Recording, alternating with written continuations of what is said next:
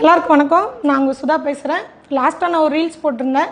அதை டெலீட் பண்ணிவிட்டு அதோட ஃபஸ்ட்டு 2 லைனை மட்டும் எடுத்து ட்ரோல் பண்ணிகிட்டு இருக்காங்க.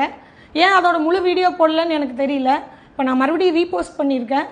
பொதுமக்களும் தாவேக்க உறவுகளும் அந்த வீடியோவை கண்டிப்பாக பார்க்கணும்.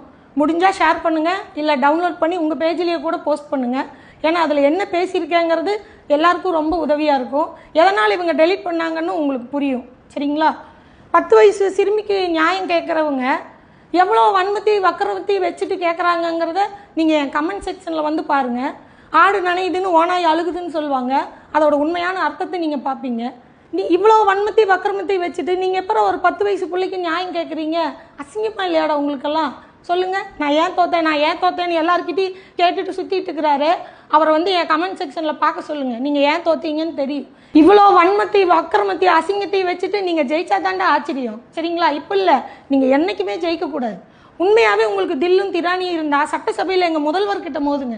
அங்கே பின்னங்கால் பிடரில் அடிக்க ஓடி வந்துட்டு இங்கே இன்ஸ்டாகிராமில் வந்து அவருக்கு சப்போர்ட் பண்ண பொம்பளை கிட்ட அசிங்கமாக ஃபேக் ஐடியில் வந்து மோதுறீங்களே, வெக்கமாக இல்லை உங்களுக்கெல்லாம்?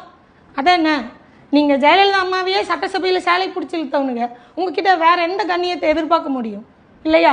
இதில் ஒருத்தனுக்கு கெட்ட வார்த்தையே தீர்ந்து போச்சான். பேசி யோசிச்சுட்டு வர்றானு. நான் உனக்கு ஐடியா கொடுக்குறேன்டா. நீ என்ன பண்ணு, உங்கள் அம்மாட்ட போய் கேளு.